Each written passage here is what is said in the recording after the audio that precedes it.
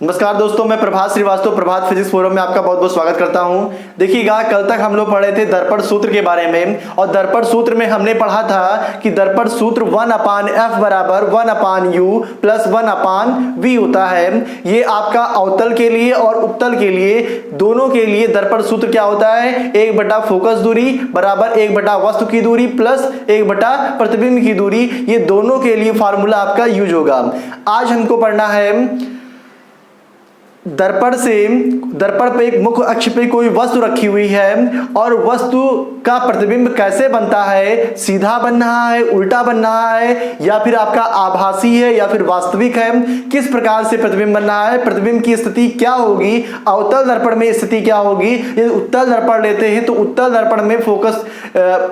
दर्पण में वस्तु की स्थिति कैसी होगी, उसके बारे में हमें पढ़ना है। इससे पहले हमें पढ़ना है आवर्धन के बारे में। जानते हैं कि आवर्धन या फिर रेखीय आवर्धन क्या होता है।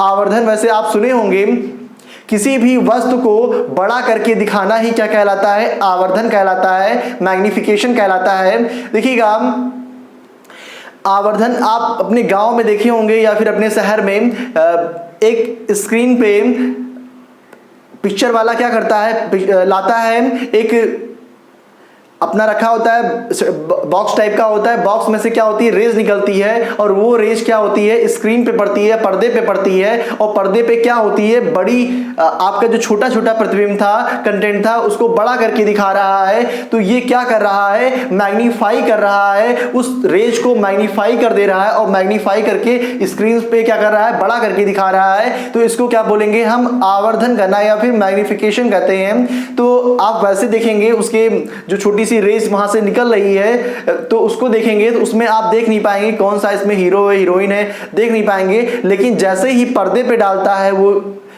स्क्रीन यहां से लाइट जाती है, उस पे पड़ती है, वो क्या करती है, उसको मैग्नीफाई कर देती है, और आप देख पाते हैं उस पर्दे पे आराम से 100, 200, 1000 लोग बैठे होते हैं और देखते हैं उस पिक्चर को या फिर वीडियो को, जो भी चल रहा होता है उसको आप देखते हैं। तो ये क्या है, मैग्निफिकेशन है, आवर्धन है। देखिएगा, ऐसे ही फिजिक्स की भाषा में आवर्धन क्या है, कह रहा है गोलीय दर्पण के मुख्य अक्ष के लंबवत नापी गई प्रतिबिंब की लंबाई तथा वस्तु की लंबाई के अनुपात को रेखीय आवर्धन कहते हैं। कोई गोलीय दर्पण है, उसके मुख्य अक्ष पर कोई वस्तु रखी हुई है। वस्तु हमेशा कहाँ रखी जाएगी, तो मुख्य अक्ष पर रखी जाएगी। मुख्य अक्ष पर एक वस्तु रखी गई है और कह रहा है मुख्य अक्ष के लंबवत नापी गई प्रतिबिंब की लंबाई और वस्तु की लंबाई के अनुपात को क्या कहते हैं, आवर्धन कहते हैं। देखिएगा, प्रतिबिंब की लंबाई बटे वस्तु की लंबाई को क्या बोलेंगे हम, रेखीय आवर्धन कहेंगे। देखिएगा, एक चीज और दिखाते हैं हम, तो इसका सूत्र भी हो जाएगा रेखीय आवर्धन। इसको हम स्मॉल m से डिनोट करते हैं। लिखा हुआ, यदि वस्तु की लंबाई o तथा प्रतिबिंब की लंबाई i हो तो, देखिएगा, o फॉर क्या हो गया, ऑब्जेक्ट हो गया, ऑब्जेक्ट मतलब वस्तु हो गया। ऐसे ही प्रतिबिंब है, प्रतिबिंब मतलब क्या हुआ, इमेज हुआ, और इमेज का जो आगे वाला सिंबल है i, तो मान लेते हैं इमेज की लंबाई i है और वस्तु की लंबाई क्या है, o है। लंबाई मतलब यहां से कितने ऊपर तक जा रहा है। सपोज दैट इस पे हम खड़े हैं तो कितने फुट के हैं, 6 फुट के हैं, 7 फुट के, कितने फुट के हैं, तो ये हो जाएगा आपका वस्तु की लंबाई हो जाएगा। और प्रतिबिंब की लंबाई, ये मैग्नीफाई कर रहा है, ये वस्तु कैसा बन रहा है, उल्टा बन रहा है, सीधा बन रहा है, कितना बड़ा बन रहा है। तो ये चीज क्या हो जाएगा, प्रतिबिंब की लंबाई। यहां से प्रतिबिंब की लंबाई लेंगे हम, तो ये इमेज की लंबाई को हम i मान लेते हैं, वस्तु की लंबाई को o मान लेते हैं। तो प्रतिबिंब की लंबाई बटा वस्तु की लंबाई का अनुपात ही क्या कहलाएगा, रेखीय आवर्धन, स्मॉल m कहलाएगा। मैग्निफिकेशन है तो इसका सिंबल हम स्मॉल m ले रहे हैं, इसको हम m से व्यक्त करते हैं या फिर प्रदर्शित करते हैं। देखिएगा, ये आपका फिगर है, ये अवतल दर्पण का फिगर है। बाहर की ओर हम पेंटिंग कर दिए हैं, अंदर की ओर आपका परावर्तक पृष्ठ है।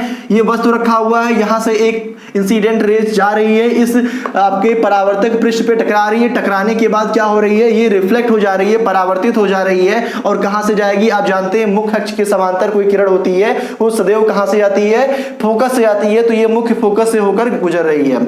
एक किरण और है जो कि वक्रता केंद्र C से होकर जा रहा है, और जाने के बाद ये जाकर के इस अवतल दर्पण के कॉनकेव मिरर के बिंदु S पे टकराता है, और S पे टकराने के बाद क्या होता है, उसी डायरेक्शन में वापस हो जाता है। इसको हम बता चुके हैं।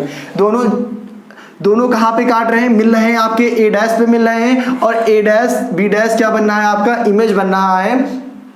ये इस वस्तु का इमेज कहाँ फॉर्म हो रहा है, ए डैश बी डैश पे फॉर्म हो रहा है। देखिएगा एक किरण और है, इस किरण को हम भेज रहे हैं। ये किरण क्या है, एपी है, ये ए से लेके पी पे जाके टकरा रहा है। कहाँ पे टकरा रहा है, इसके ध्रुव पे टकरा रहा है, और ध्रुव पे टकराने के बाद ये कहाँ से होकर जाएगा, ये ए डैश से होकर जा रहा है। देखिएगा तो अब एक चीज देखते हैं हम। देखिएगा ये आपका C से लेकर CP क्या हो जाएगा, अभिलंब हो जाएगा। CP इस वाले वक्रता केंद्र पर क्या होगा, अभिलंब होगा। हमेशा केंद्र से लेकर ध्रुव को मिलाने वाली रेखा क्या होती है, उस पे लंबवत होती है, अभिलंबवत होती है, तो ये इस पे अभिलंबवत हो जाएगा। और आप जानते हैं ये आपका लंब है, ये आपकी आपतित किरण है, ये परावर्तित किरण है। आपतित किरण का बना हुआ कोण I मानते हैं, और परावर्तित किरण का बना हुआ कोण क्या होता है, R होता है। और लेकिन कोण I और कोण R क्या होते हैं, बराबर होते हैं आपस में। सपोज दैट ये आपका थीटा बन रहा है एंगल, तो ये भी कौन सा एंगल बनेगा, थीटा ही बनेगा। सपोज दैट ये 30 डिग्री बन रहा है, तो ये भी एंगल कैसा होगा, 30 डिग्री होगा। क्योंकि हम जानते हैं आपतन कोण और परावर्तन कोण आपस में क्या होते हैं, बराबर होते हैं। तो ये दोनों कोण आपस में क्या हो जाएंगे, बराबर हो जाएंगे। तो देखिएगा यहां पर ये क्या है, आपका मिरर है, तो ये भी आपका मिरर हो गया। और ये किरण आपतित हो रही है, यहां से क्या हो रही है, परावर्तित हो जा रही है।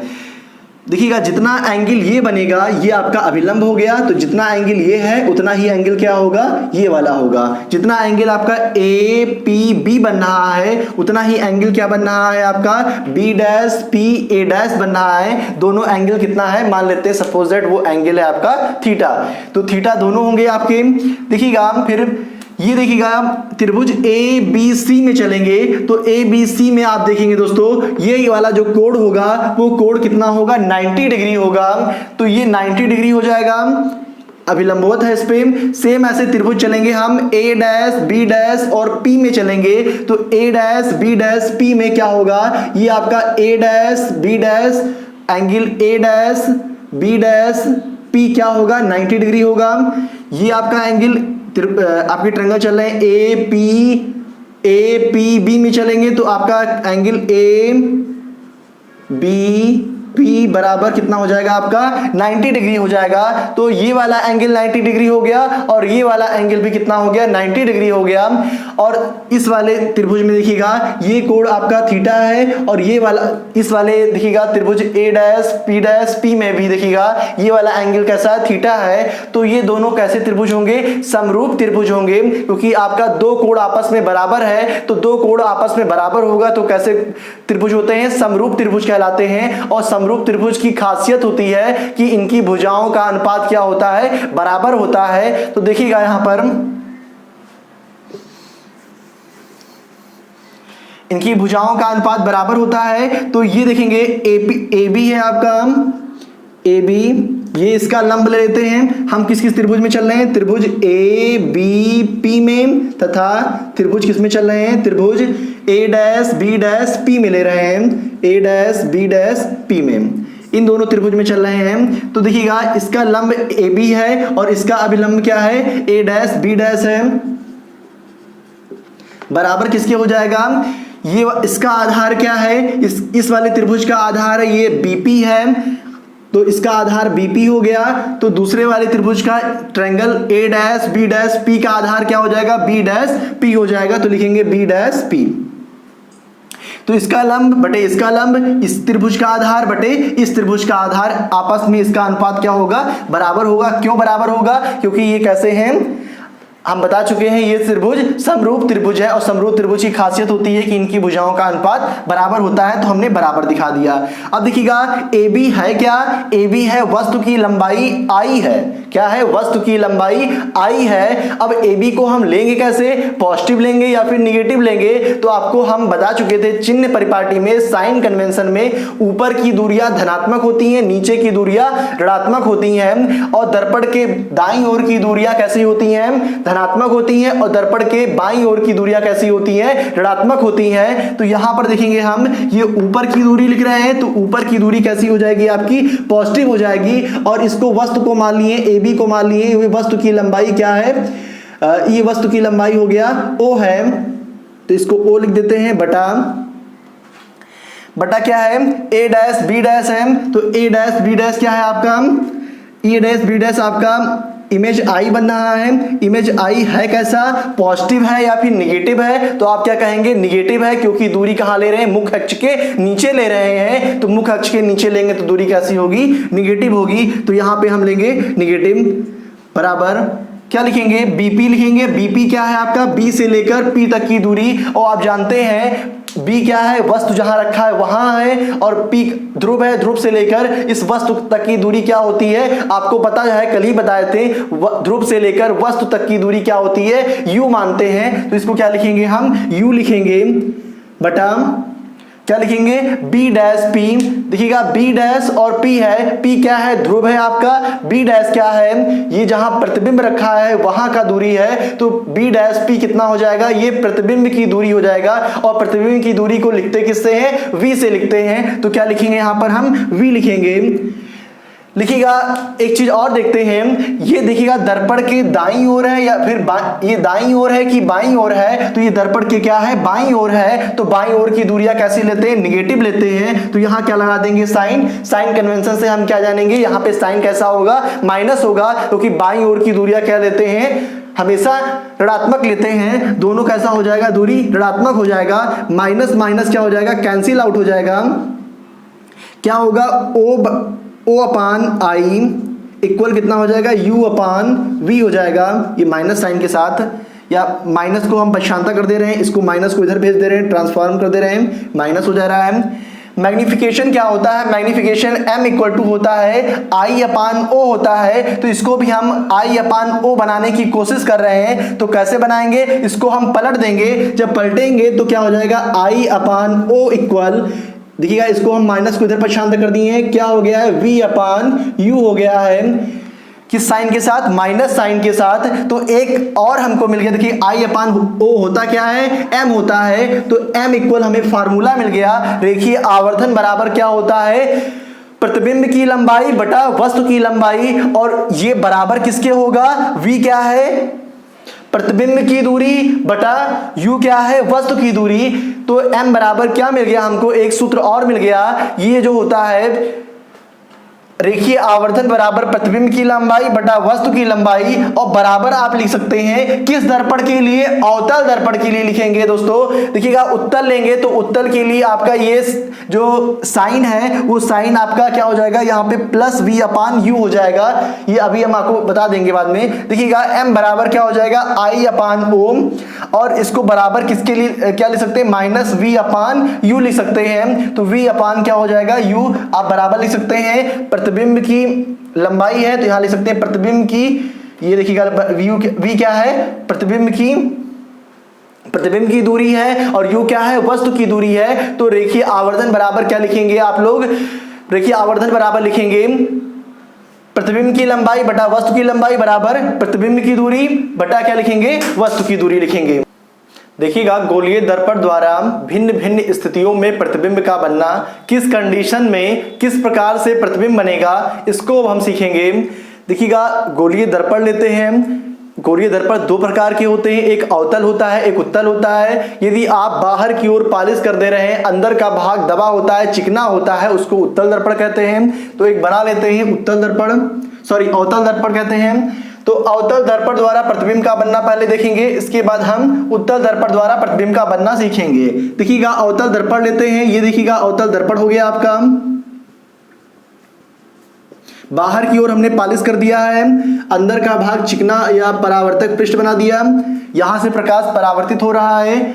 यहां से अनंत पे एक वस्तु को रखते हैं, कोई आपसे पूछता है कि अनंत पे वस्तु हो तो प्रतिबिंब की स्थिति बताइए, और प्रतिबिंब कहां बनेगा, कैसा बनेगा, सीधा है या उल्टा बनेगा, कैसा प्रतिबिंब बनेगा, तो इसको बताना है आपको। तो ये मुख्य अक्ष हो गया, मुख्य अक्ष पर एक वस्तु कहां रखा हुआ है, अनंत पर रखा हुआ है, ये वस्तु रखा हुआ है, यहां से रेज आ रही है, रेज आने के बाद क्या हो रहा है, ये रेज एक जा रही है आपकी मुख्य फोकस से होकर जा रहा है,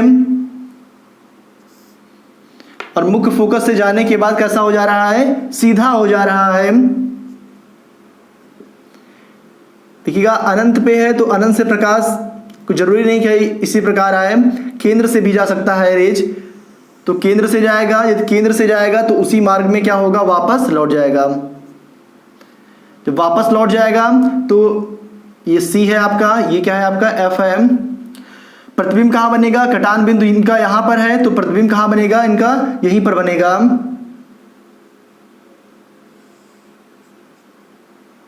ये आपका ए बी वस्तु है, तो इसका प्रतिबिंब कहाँ बनेगा, ए डैश, ये एफ पर बनेगा, ए डैश बी डैश आपका यहीं बनेगा इमेज। देखिएगा यदि वस्तु कहाँ रखा है, इनफाइनाइट पे रखा है, अनंत पर रखा है। अब अनंत से प्रकाश क्या हो रहा है, आ रहा है, आने के बाद क्या होगा, एक मान लेते हैं फोकस से जा रहा है, फोकस से जाने के बाद ही आप जानते हैं फोकस से यदि फोकस से प्रकाश जाएगा तो फोकस से प्रकाश जाने के बाद क्या होगा, वो मुख्य अक्ष के समांतर हो जाएगा। ऐसा ही एक प्रकाश है, कहाँ से जा रहा है, केंद्र से होकर जा रहा है, और केंद्र से होकर जाएगा तो उसी मार्ग में वापस लौट जाएगा। देखिएगा इसका सिरा पता नहीं है, प्रकाश बहुत दूर से आ रहा है। अब प्रतिबिंब कैसा बनना है, उल्टा बन रहा है। कहाँ बनेगा, फोकस पर बनेगा। देखिए यहां पर कहां बनेगा, फोकस पर बनेगा। कैसा बनेगा, उल्टा, वास्तविक तथा उल्टा बनेगा। ये उल्टा है तथा इसका रियल इमेज बन रहा है। यदि आपका कलई के पीछे आपका इमेज बन रहा हो तो उसको आभासी कहेंगे। यदि आपका दर्पण के आगे बन रहा होगा तो उसको क्या कहेंगे, वास्तविक इमेज कहेंगे, रियल इमेज कहेंगे। और कैसा बनेगा, वस्तु से छोटा, वस्तु कई गुना बड़ा है तो उससे क्या होगा, बहुत ही छोटा बनेगा। देखिएगा एक फार्मूला हम लोग कल पढ़े थे, 1/f बराबर 1/v प्लस 1/u। ये क्या होता है, दर्पण सूत्र होता है। और हमने वस्तु की स्थिति को क्या रखा है, इनफाइनाइट कर दिया है। वस्तु को कहां पे रखे हैं, u बराबर कर दिया है हमने, इनफाइनाइट कर दिया है, अनंत पर रखे हैं। जब वस्तु को अनंत पर रखेंगे तो u का मान क्या रख देंगे, इनफाइनाइट रख देंगे, अनंत रख देंगे। तो यहां पे हो जाएगा आपका 1/f बराबर, सॉल्व कर लेंगे इसको, 1/v प्लस 1/, इसका u का मान क्या हो जाएगा, अनंत हो जाएगा। तो 1/f बराबर 1/v, और 1 अनंत का मान होता कितना है, 0 होता है। तो ये हो जाएगा आपका प्लस 0। इसका मतलब ये कुछ नहीं है, इसको हटा देते हैं। तो 1/f बराबर 1/v, इसको पलट देते हैं तो f बराबर क्या हो जाएगा, v हो जाएगा। यानी कि v क्या है, प्रतिबिंब, v क्या है, प्रतिबिंब की स्थिति। यदि आपका वस्तु कहाँ है, u बराबर इनफाइनाइट पे है, u होता है प्रतिबिंब की दूरी होता है, u को हमने भेज दिया इनफाइनाइट पे, अनंत पर भेज दिया। तो v कहाँ बनेगा, v बनेगा आपका फोकस पर बनेगा। देखिएगा यहाँ पे हमने सॉल्व किया, जब इसको इनफाइनाइट रखा तो जो प्रतिबिंब की स्थिति है वो प्रतिबिंब की स्थिति कहाँ पर है, मुख्य फोकस f पे है, v बराबर f आ गया। इसका मतलब प्रतिबिंब की स्थिति कहाँ है, फोकस पर है। तो ये कहाँ बनेगा, फोकस पे बनेगा। जब हमने u को क्या कर दिया है, इनफाइनाइट कर दिया है, तो प्रतिबिंब की स्थिति कैसी हो जाएगी, फोकस पे हो जाएगी। कैसी होगी, तो ये कैसी होगी, उल्टा तथा वास्तविक होगा। देखिएगा इसका मैग्निफिकेशन कैसा होगा, यदि m निकालना चाहें तो m बराबर क्या होता है, सूत्र m बराबर आपका फार्मूला होता है माइनस तो होता है I/O होता है, यानी कि होता है प्रतिबिंब की लंबाई बटे वस्तु की लंबाई, यही होता है। या फिर आप कह सकते हैं इसका जो फार्मूला है क्या होता है, m बराबर आप पढ़े थे वस्तु की लंबाई, प्रतिबिंब की लंबाई बटा वस्तु की लंबाई, और बराबर क्या पढ़े थे आप लोग, प्रतिबिंब की दूरी बटे वस्तु की दूरी पढ़े थे, यानी कि -v/u पढ़े थे। इसको सॉल्व करेंगे, v का मान क्या है आपका, v का मान है, ऐसे रख देते हैं, v बटे u का मान क्या हो गया, इनफाइनाइट हो गया, अनंत हो गया है। और किसी का बटा अनंत क्या हो जाएगा,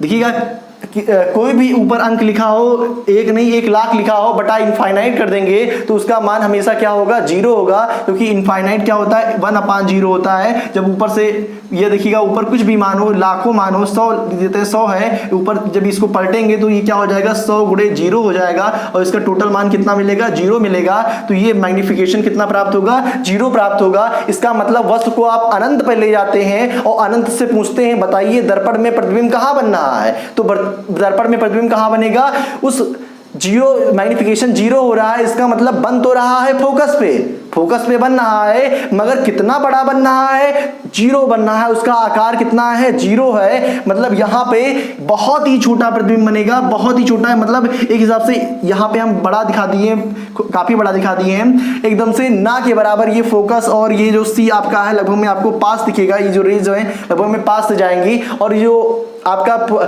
जो प्रतिबिंब की स्थिति है क्या होगा, बहुत ही छोटा होगा, एक पॉइंट के रूप में होगा, दाने के रूप में होगा। इसको हम जीरो कह सकते हैं, जीरो के बराबर होगा।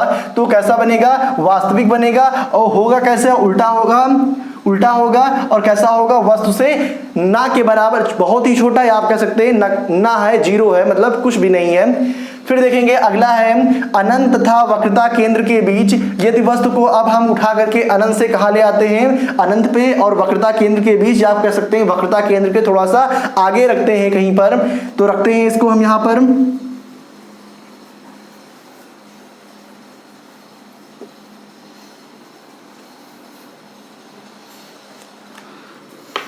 ये अवतल दर्पण हो गया आपका,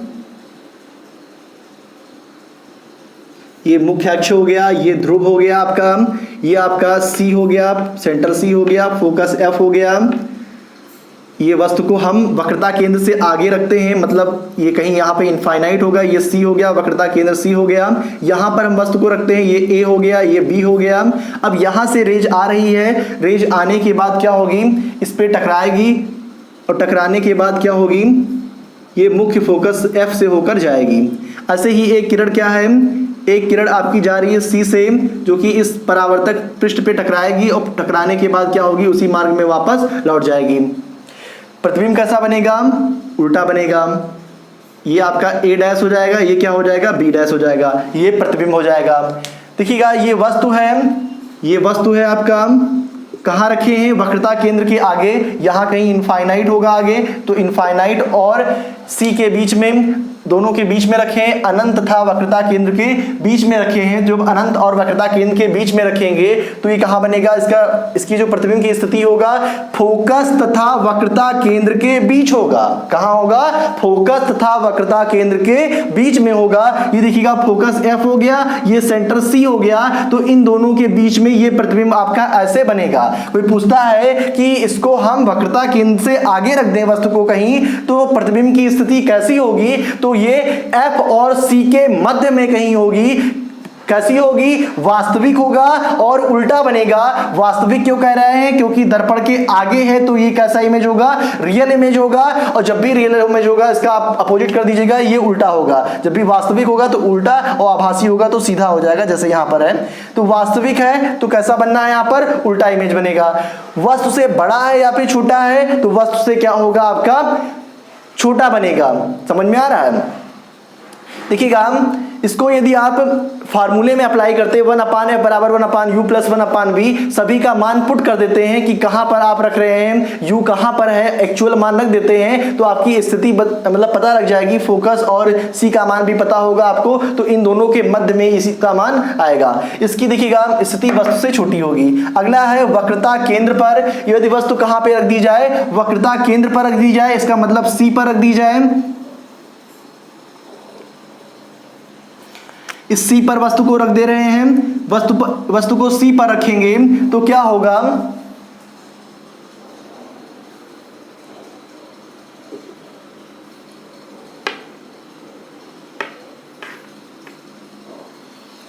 वस्तु को C पर रखेंगे तो C पर रखने पर क्या होगा, आपको मिलेगा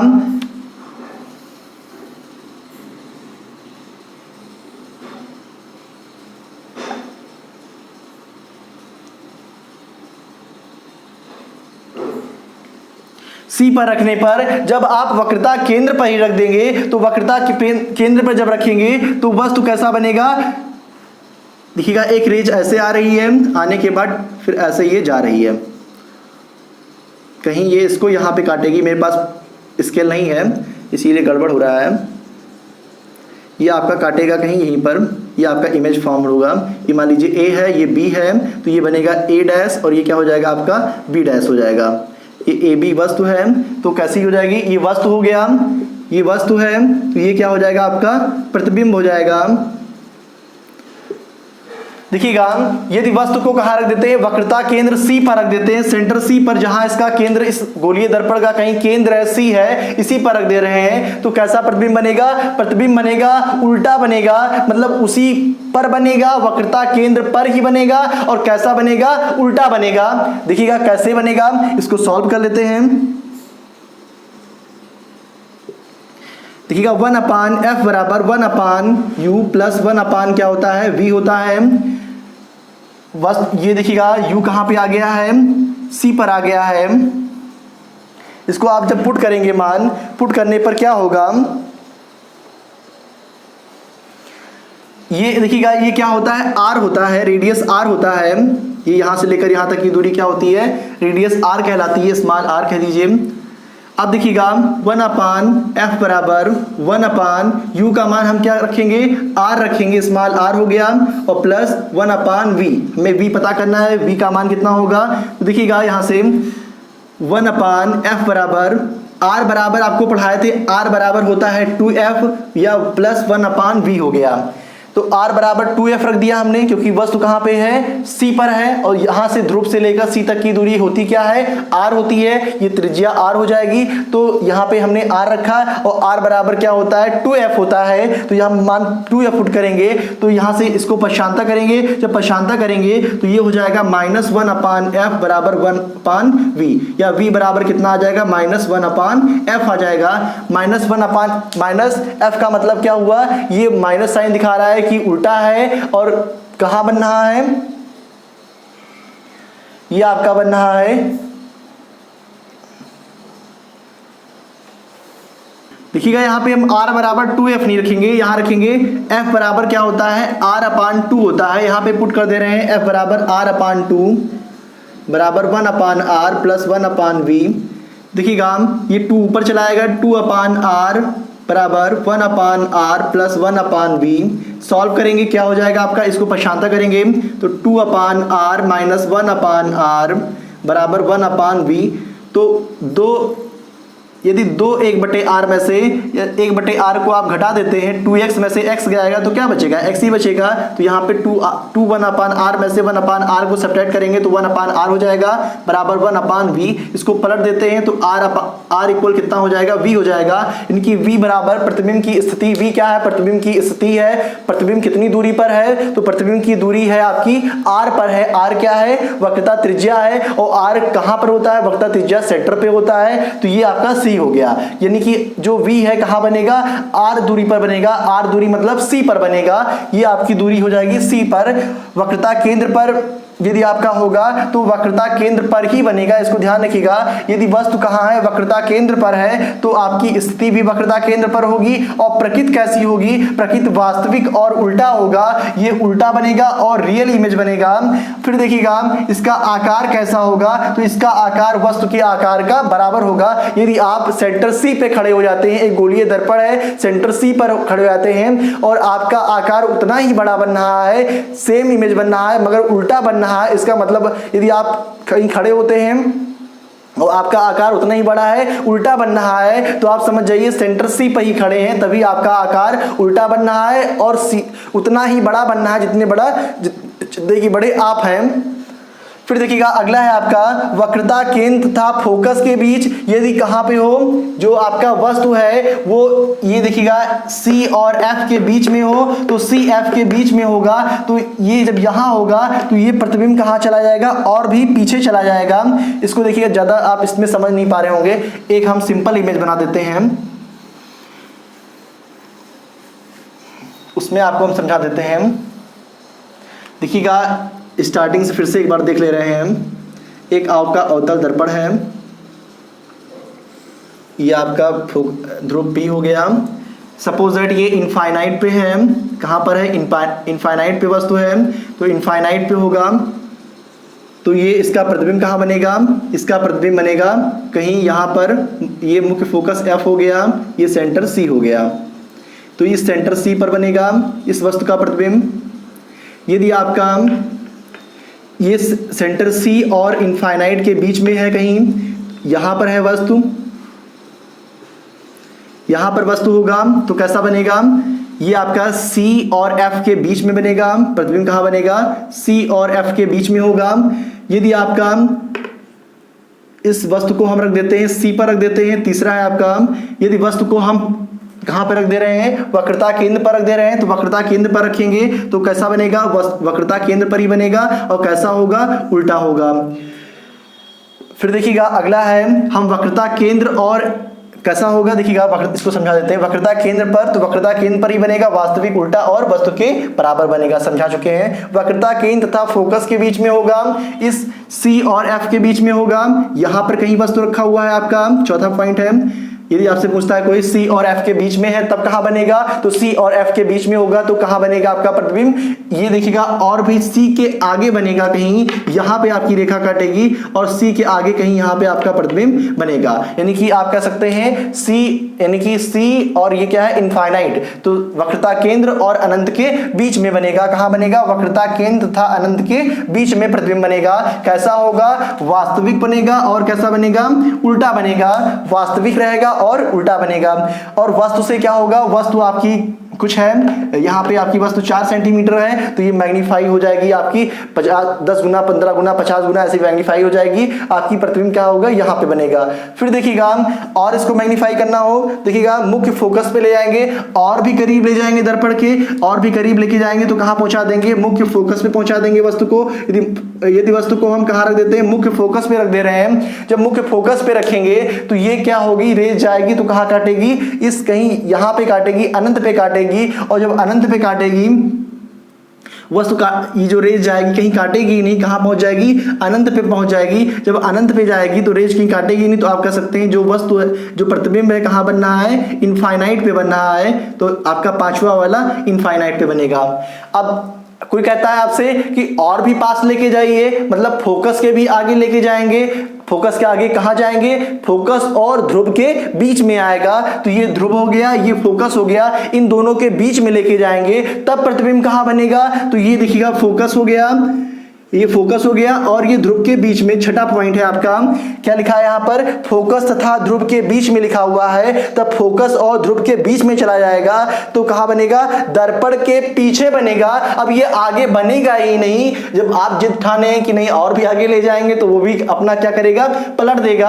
अब ये क्या बनने लगेगा? दर्पण के पीछे कहीं प्रतिबिंब बनेगा। और कैसा बनेगा? आभासी और सीधा बनेगा। दर्पण के पीछे आभासी एवं सीधा बनेगा। और वस्तु से कैसा होगा? बड़ा होगा। तो इसका इससे बड़ा, वस्तु से बड़ा होगा। और कैसा होगा? आभासी, क्योंकि दर्पण के पीछे बन रहा है। कहीं रेज यहाँ पे काटेगी, इसको पीछे की ओर जब बढ़ाएंगे तो ये पॉइंट कहीं यहीं काटेगा, तो आभासी होगा। और देखिएगा ये पांचवा है, ये उसके बाद छठा जो बनना है आपका, छठा कहाँ बनेगा? ये वाला जो छठा है इमेज, ये इसके पीछे बनेगा और वस्तु से क्या हो जाएगा? बड़ा हो जाएगा, मैग्नीफाई हो जाएगा।